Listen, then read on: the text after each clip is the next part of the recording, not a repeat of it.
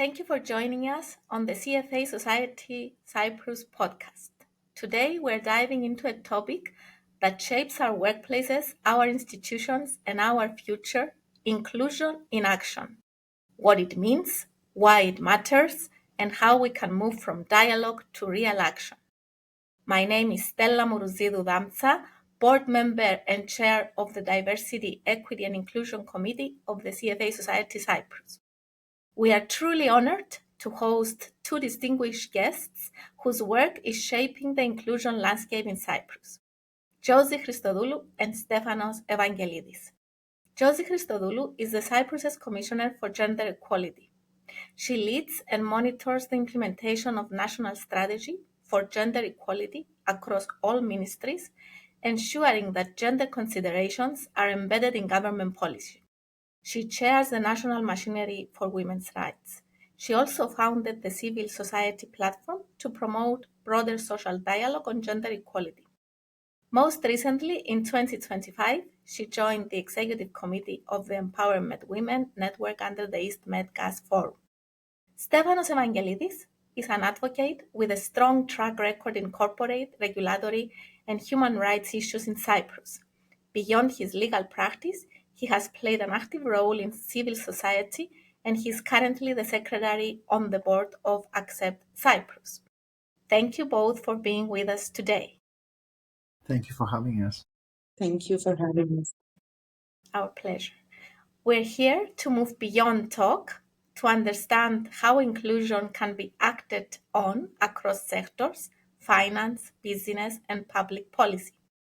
And I'd like to begin with a question which, in one sentence, if you can answer: what does inclusion in action mean to you personally? Can I start with Josie, please? Yes, first of all, let me thank you for having us to this podcast. And it's my pleasure to continue our discussion that we had during the Cyprus Forum.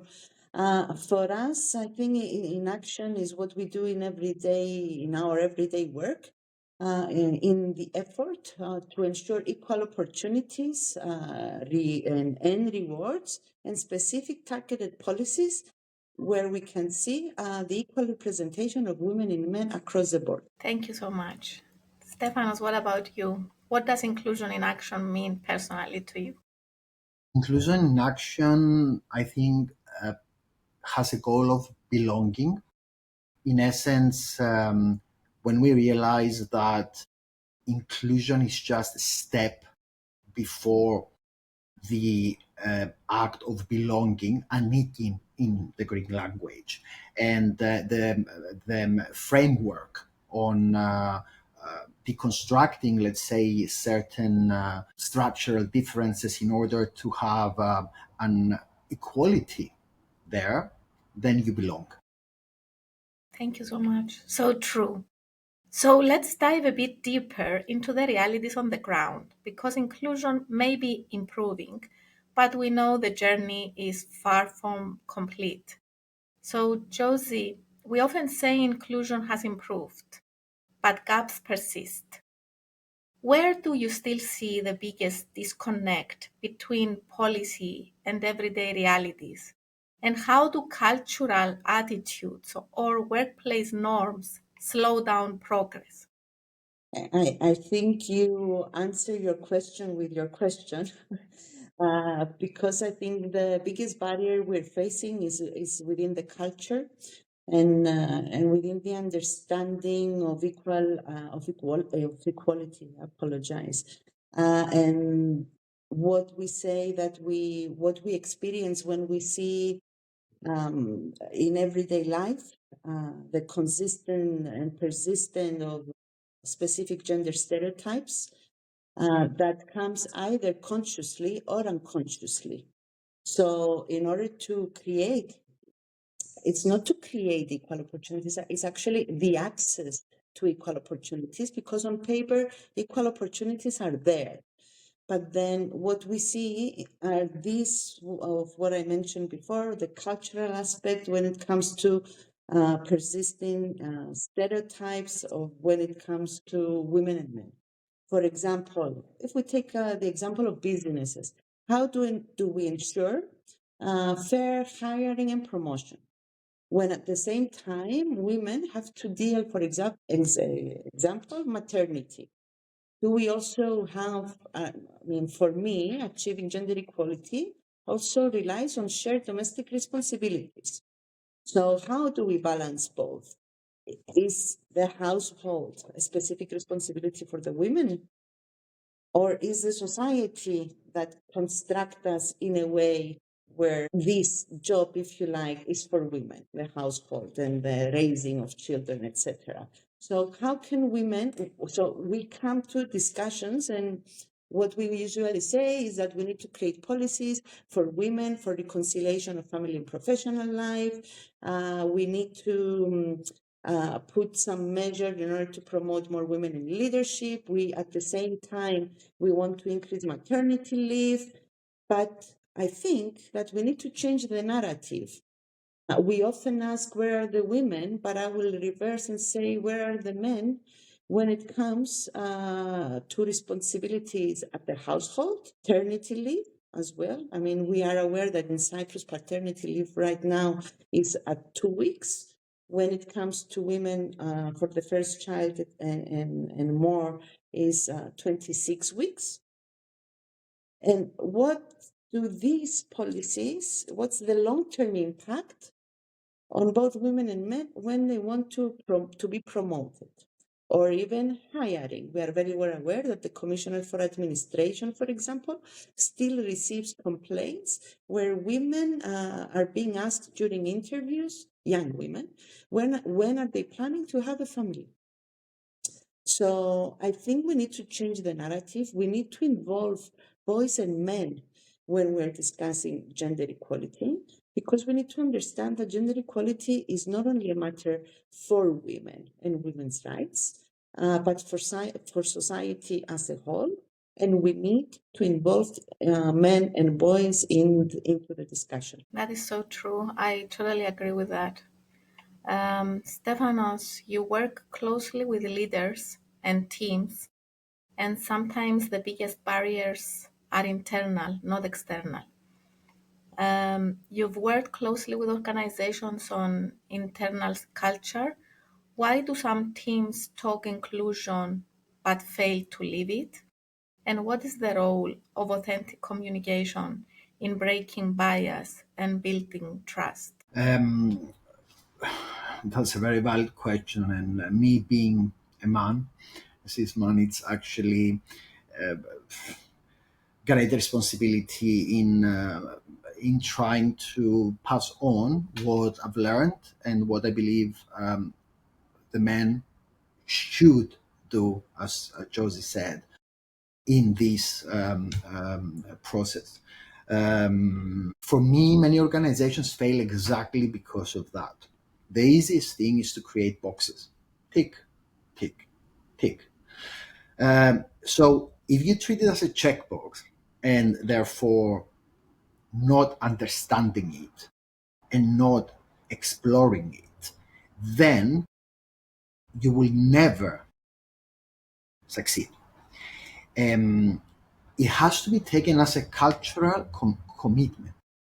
Josie mentioned something that I think it's going to be the talk of the next 6 months or a year, because gender stereotypes is the stereotypes that we have grown up with, which is the role that the person should take, has created them, let's say, stoppers in succession of them ending up to belonging and to feeling that this organization, this family, this community has actually equality, equity, the right to dialogue, hearing, listening each other, transparency when there are issues, respect, and taking up the responsibility and not deflecting.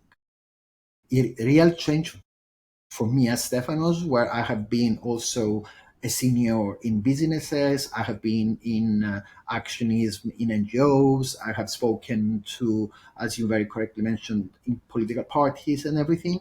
the change happens when the leader's model changes and includes behaviors daily, listening actively, challenging the biases, creating psychological safety in safer environments. The psyche of the team, then how they feel, is, I think, 90% of the work. If I may ask a follow-up question on that, how can we practically achieve that? I mean, how can we inspire the next generation of leaders to behave in that way? I think the answer, if I may, I totally agree with Stefanos that we need to move beyond checking the boxes. And in order to do what you are asking, Stella, how to inspire, it's not only to inspire, it's to create an environment where this is the norm. And in order to do that, you need to undertake, and this is the effort of our office when it comes to equality between women and men, is to undertake holistic approaches. And what do I mean by that? Again, Stefanos said it in different words. I will say it as a slogan. We need to lead by example. It's not only the narrative. You need to have policies in place, in policies that promote gender equality, policies that promote reconciliation of family and professional life for all, deconstruct gender stereotypes and prejudices, promote role models, yeah, and continually, systematically raise awareness of what do we mean and the positive impact that gender equality policies can have. For me, and for this office, gender equality is not just a social issue; it's a financial issue as well. It's an economic issue that can bring only positives to one society, because when you have women being actively involved in the labor market in decision making, yeah, you take into consideration a different perspective, a perspective of your 50% of your population. And I understand, and I of course recognize that women and men are not a homogeneous group, yeah.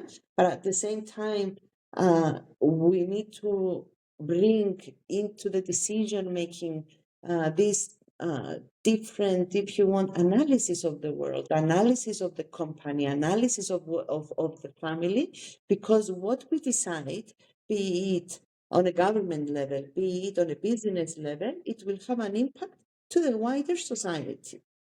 And it's not only a social issue, it's a justice issue and a financial issue. So, and we need to continue working in this holistic but also horizontal approach. And I think what is equally crucial, and this is again something that we try as the Office of the Commissioner for Gender Equality, is to be in communication with civil society organizations, with trade unions, with business as well, representatives of the business world, because only if you manage to work. Stella and Stefanos, I always say that when it comes to gender equality, you cannot have one priority or two priorities. You need to work consistently on all levels. So it's the policy level, it's the collaboration with civil society, business, trade unions, and at the same time, education. Promote role models and deconstruct gender stereotypes. I would love to add to that. I mean, Yes, please. we are very much aligned. This intersectional way of approaching things. We live in a very complex society where everything is layered, and the holistic also means going to see the layers that create this. And as Josie mentioned before, it's not just, okay, now we have a business, equal pay, and it's done. No, it's not done. Because if we were talking about a man and a woman being married, and the woman having, to take the children to school and then to go to the private lessons, and the man in the couple doing nothing, then yes, there is still an issue. There is still an issue on this balance, and then you have inclusion only one aspect, but you're not resolving the problem. So it needs to be taken intersectional, and it needs to be taken from the micro to the macro. For example, at the level of, let's say, if we take Josie as a commissioner of gender equality and part of, let's say, the institutions, it has to be done in a deliberative democracy. If we take it in the family scenery and Josie's family, they need to see it within the needs of each person in the family, the roles, and everything starts from the young age, from what the parents told us, what the school told us, what the friends told us, what we are telling them.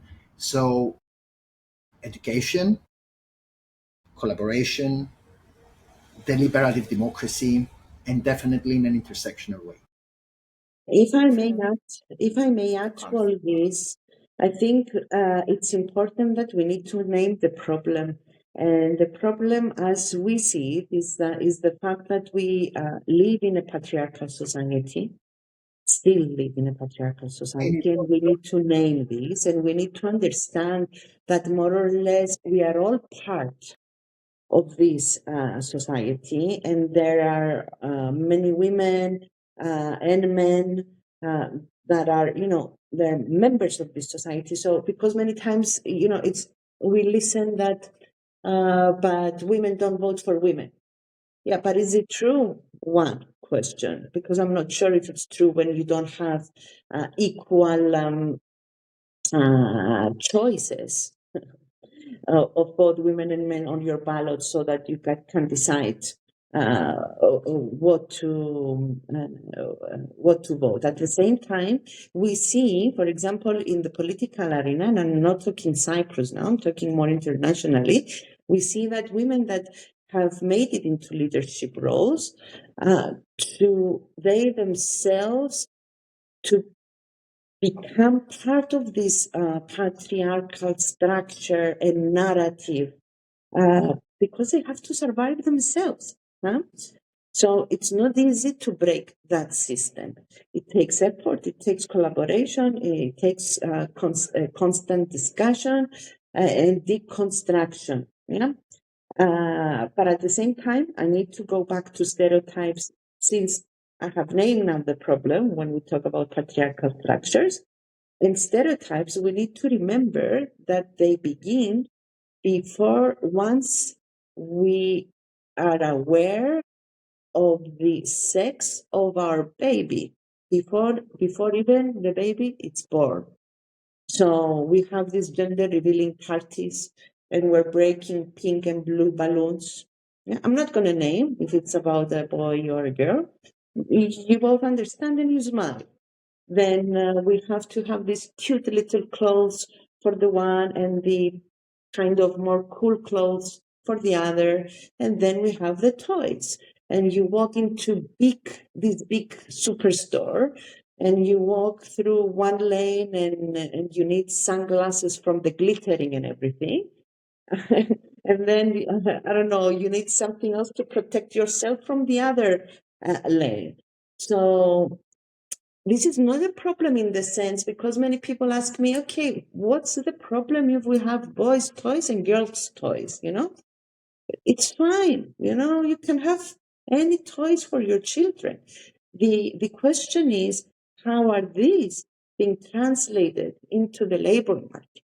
Because what we see, for example, is that girls that we teach them to play with the kitchen and the doll, and to become more protective and more emotional, and they need to learn to cook and be multitasking all the time while you're cooking. You need to take care of the baby, and please help your mother clean.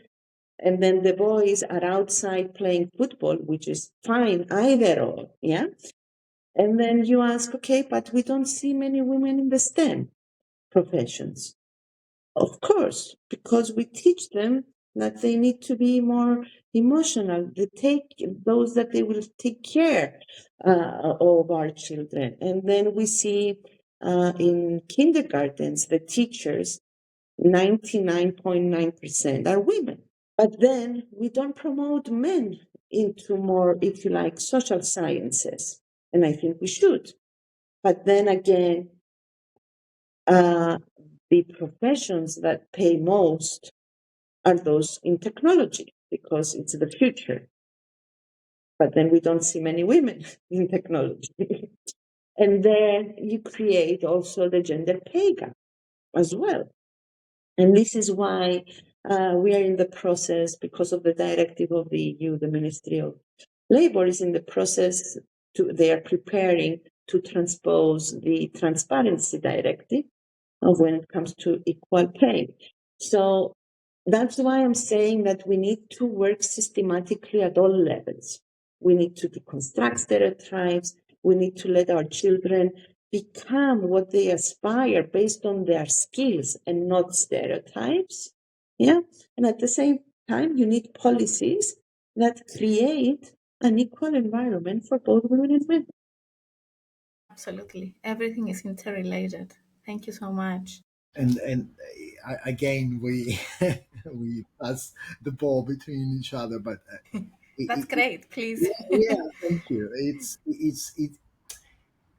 It's such a pity, and I've experienced it. You know, my sister had the Barbies, at home, and you would have the whole, friends of the father and mother coming to home, and the discussions. Why is Stefanos playing with Barbie? But is it, making us, the children, feeling bad for what we do. And we know people or children are feeling bad when you put them these stereotypes. And let me ask you this very valid question.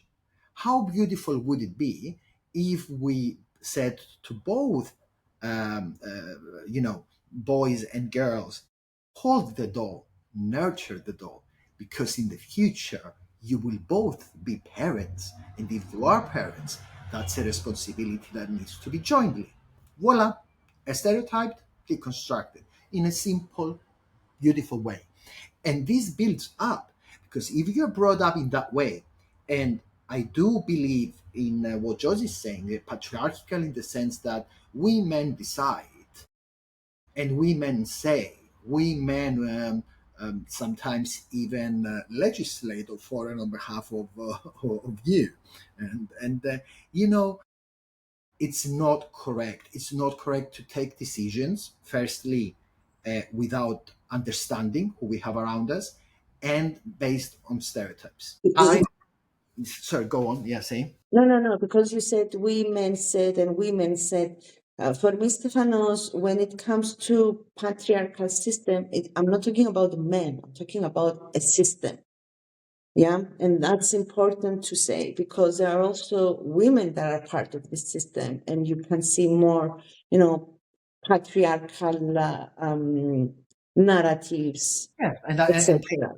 exactly. This is what you mentioned actually very recently in another symposium, and this is where I wanted to lead it. Is that let's not forget again that this is a term that shouldn't be connected merely with a man who is born who's male sex. It's a system. It's like a very good example would be on this aspect. Me saying that I don't have a feminine side. I do. I don't have a feminine side.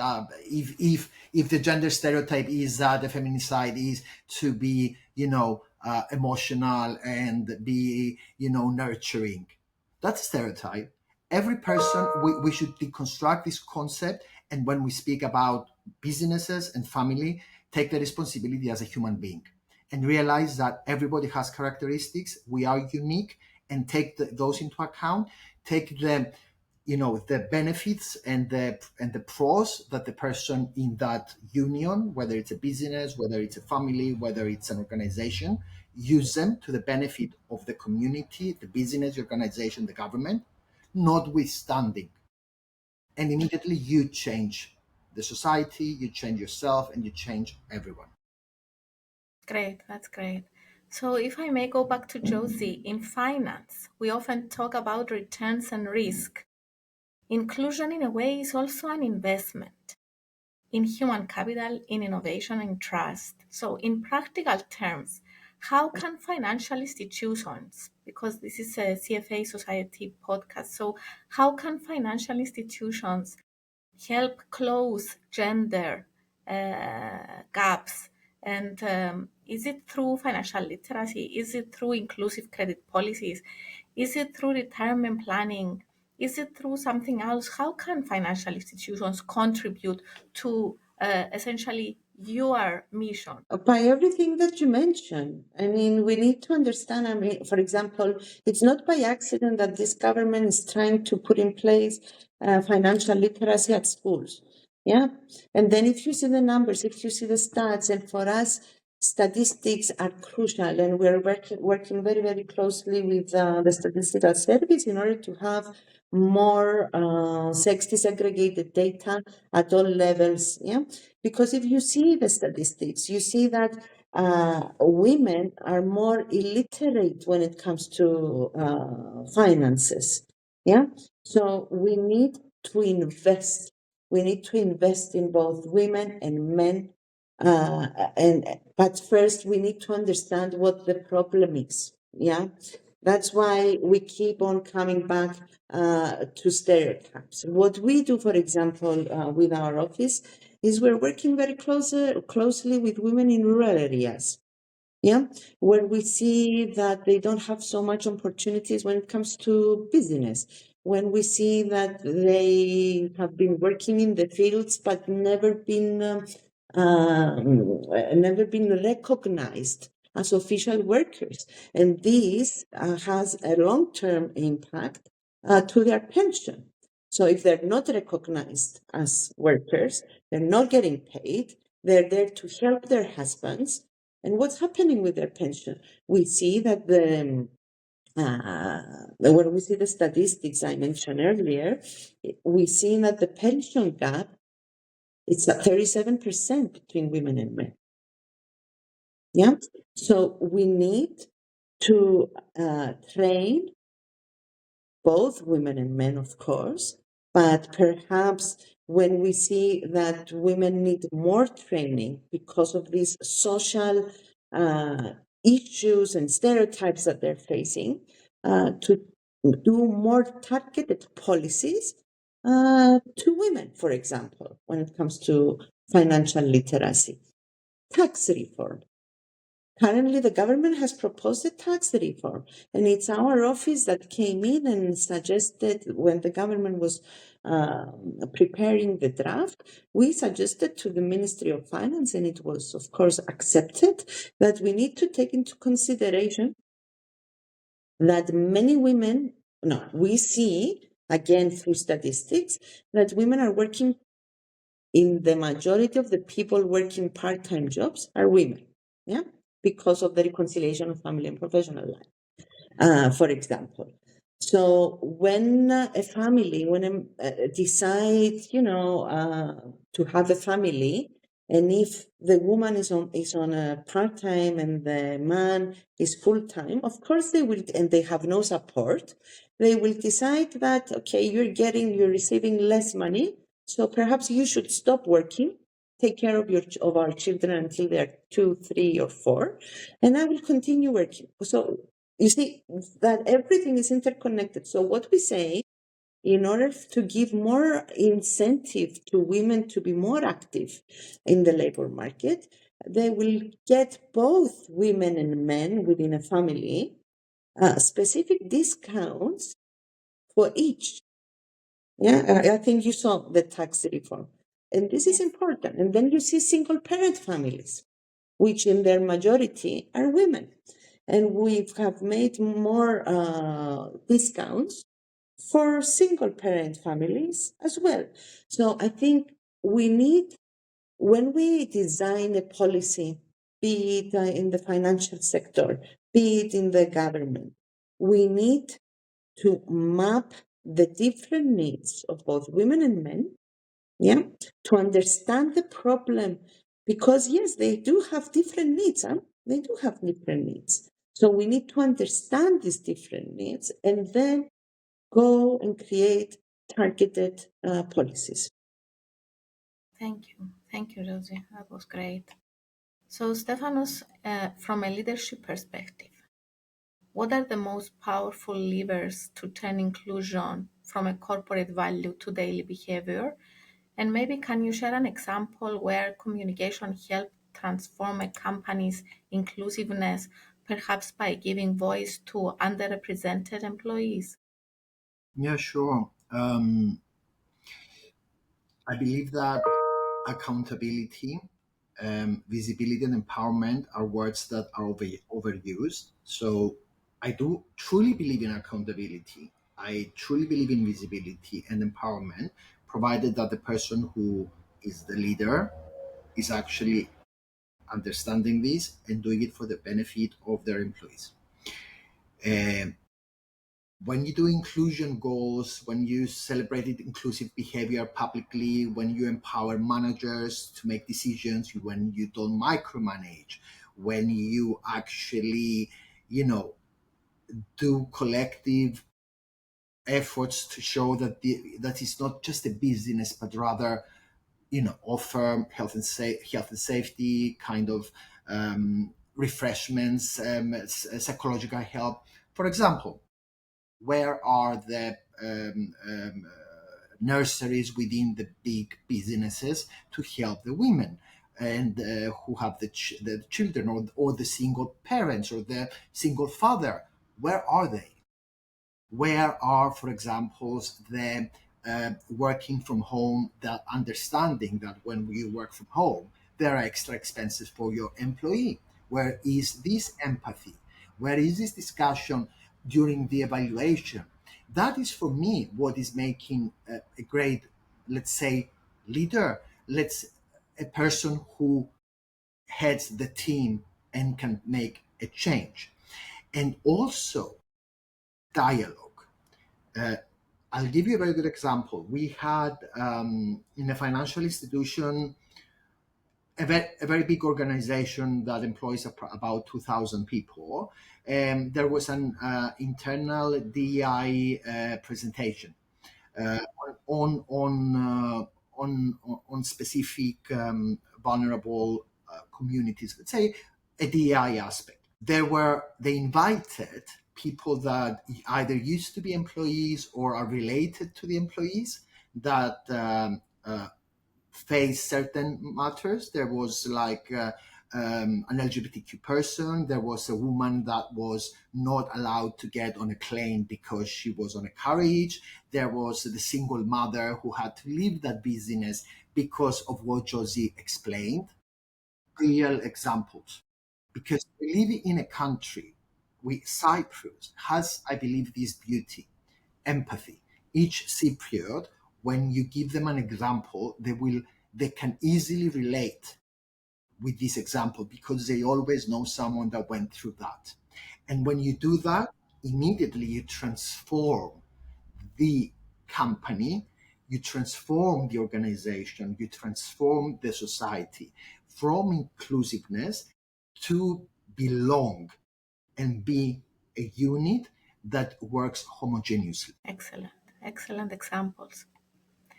Can I turn now to universities? Josie, how can universities and professional bodies like the CFA Society Cyprus prepare society for inclusivity? What can we do to contribute? Thank you for your question. I think, and I'm glad you mentioned academic institutions and university, because actually this is one of the groups that we have created, a group of universities, all 12 universities that we are working together with them. Because they have their own gender equality or DEI sections within the universities. And together, we have assisted them and we're working with them. They created their own action plans of what needs to be done within the academic institutions for the professionals working there, but also for students. And I think As I said in the very beginning, education is crucial, education in all its sense.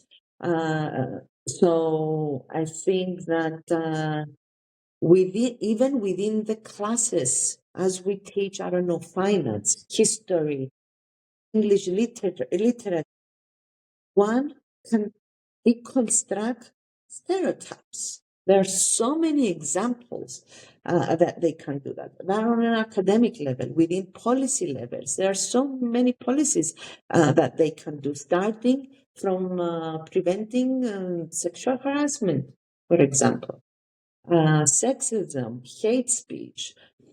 So they need to have in place targeted policies, but also um, including penalties. And I don't mean financial penalties. So, for example, if I'm a student and Stefanos is a student at an next university and I harass him or he harasses me, where do I go and complain? What are the procedures and what is the penalty towards the harasser? Yeah. Stefanos mentioned incentives about uh,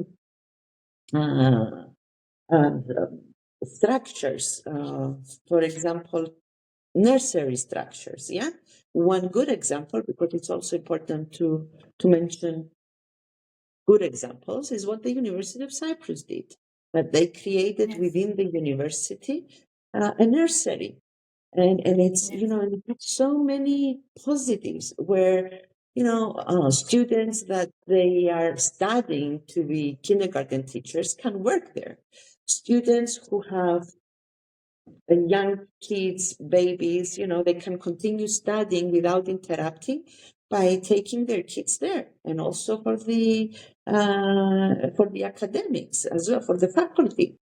So there's so many things that the universities can do, and I'm so happy that because of our initiation to bring together all these amazing professionals that they work within the university on promoting gender equality, they pushed their own rectors, and it's the first memorandum of understanding that has been signed within the universities, the 12 universities, on gender equality.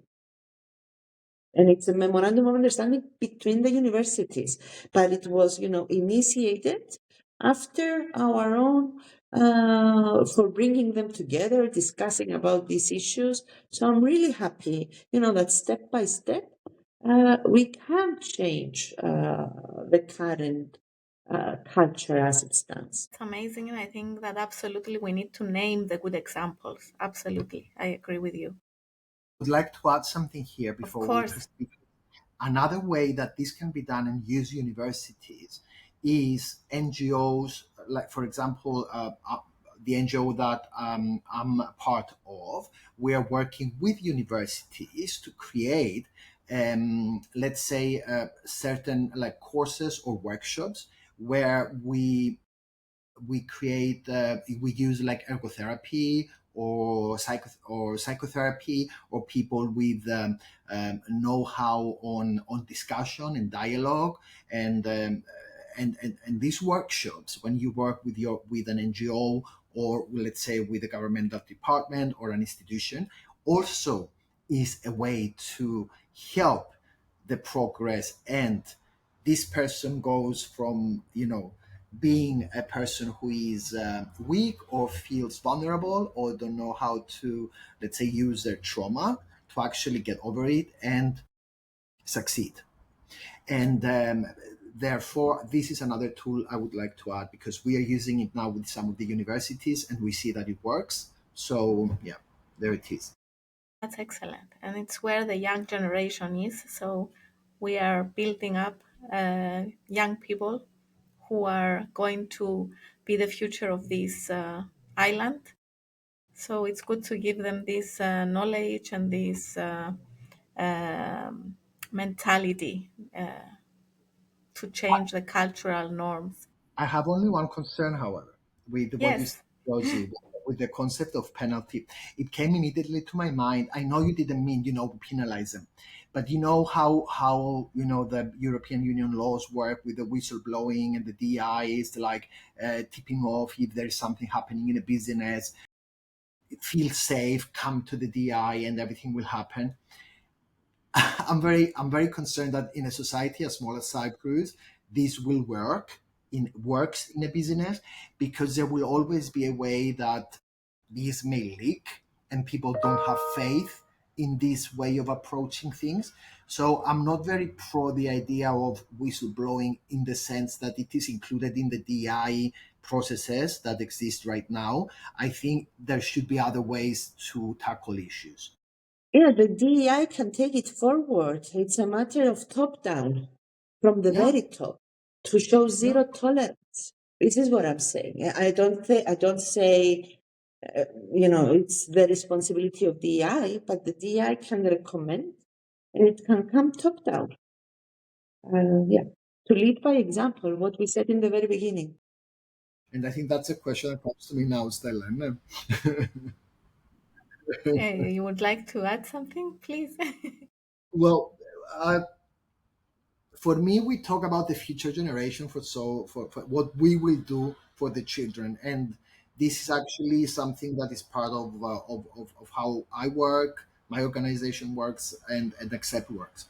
It's all about what we will give to our children, to the new generation, so that this island can be transformed. But what do we do now? Because we need a mindset change now. And I truly believe in that, and I'm sure that we all three agree.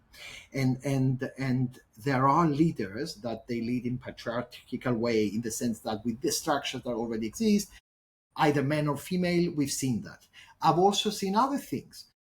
The women in business, they feel that they only need to compete with the other women in the business, because that the men are in a different category. These are issues that are faced while working in big organizations, and I distaste that. I mean, I've seen like a woman saying, there's so much quota for me, it seems, so I'm going to be the best woman because we know the men will go this way. This has to stop, and we need to find ways to stop that. In my Stefanos, this is exactly how patriarchy works, to make women compete and fight between them. This is what is the structure that we are talking about. Exactly. This is where I wanted to lead it. It's the fact that when we talk about patriarchy, it's not a term that is just there and means no. This is what it means exactly. There are structures that make people come come against each other without, and therefore no inclusion. So for me, training is important. Training, webinars, real stories. The manager, the role of the manager, EQ. We're talking about right now emotional intelligence.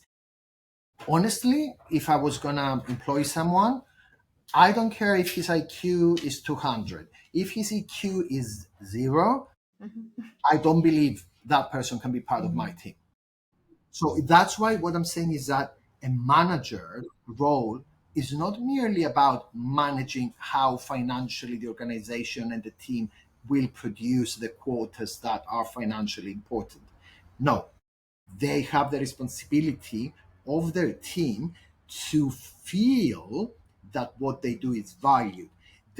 And I'm going back to those core values: transparency, dialogue, equality, or equity, depending on the situation. That's a very huge discussion as well. Caring, real caring. Because I'm telling you something, I've seen in businesses people being ill and being afraid of telling their manager to go home because they knew that there may be consequences. And respecting each other. Most businesses now, you have like open space, shouting, air conditioning, no, 0 degrees, 16 degrees. It has to be an intersectionally oriented approach by the management. The as Josie said, the top needs to get trained, they need to train the managers, and then they need to make the people feeling that they belong, and vice versa.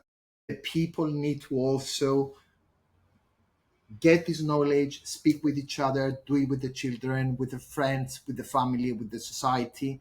And this, in my view, will very easily deconstruct those differences. And just to add to what it says, and not to get any, paraphrased or confuse people, especially in the financial sector and especially in businesses where we know that the competition is huge. At the same time, because we said that we see, Stefanos said that we see men and women compete with each other and not the system. It doesn't, and I think I don't want to put any words in your mouth, Stefanos, correct me if I'm wrong. We don't mean we do believe in competition, in healthy competition, so that Είναι ο yes, συναγωνισμός στην ελληνική, η ευγενισάμιλα και ο ανταγωνισμός, which yeah, unfortunately and like in sports, and like when you run 100 meters, you have to compete with each other, and it's okay, But in but terms not of based on the gender, not based on the gender, not based on the gender, yes. based on the holistic thing of who the person. Yes, and this is something I also mentioned the other day when we were together, Stefanos, on Saturday. I want to underline that when we talk about gender equality, we must understand that it's not a competition between women and men. Okay, it's about using the different skills of both women and men in promoting just democracy, and you name it. So I think this is important, that we're not trying to, as I said, no one is giving power easily. No one is giving power away easily. Yeah. But the message for me, Stella, when it comes to younger generation, I know Stefanos mentioned the now, but also the future is now, actually.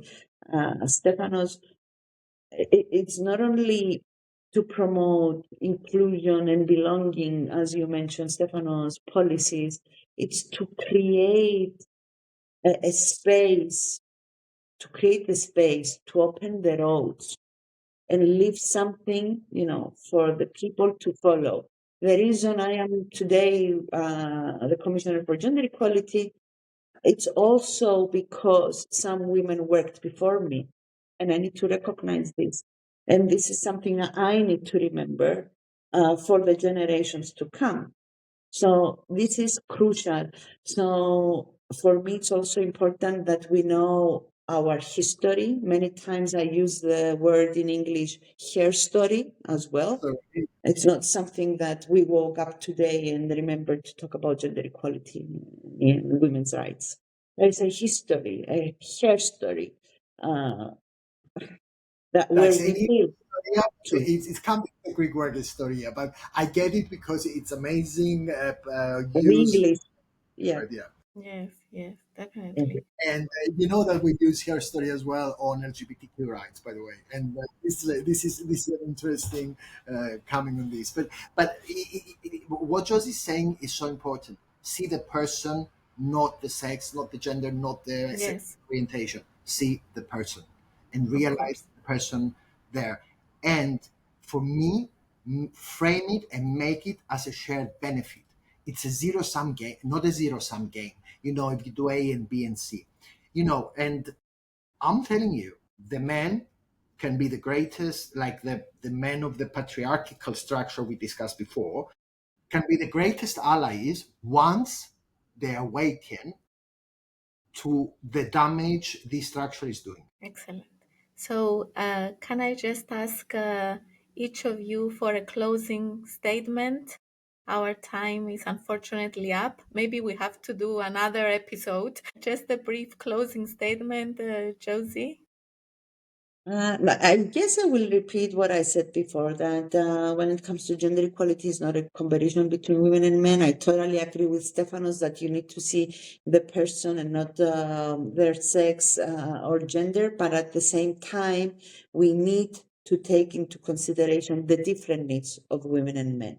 I know it sounds complicated, but it's not. And at the same time, we need to move away from ticking boxes and implement horizontal and policies and actions. Thank you so much. Stefanos, your closing I statement. agreeing with Josie. things sound complex but are not. It's a strategy, and this is a strategy for sustainable growth. We embed equity whenever equality is not enough, and we invest, we innovate, and we become resilient if needed. It's not about gender, it's not about sex, it's not about any characteristic, but at the same time, we need to take into account what the person opposite us has on the layered level in an intersectional way. In this way, we will bring the change and we will transform Cyprus. Thank you both so much for your valuable insights and for participating in our CFA podcast. Thank you Have so a much. great afternoon. Yeah. Thank you, you too. Bye. Have a lovely Bye rest bye. of the day.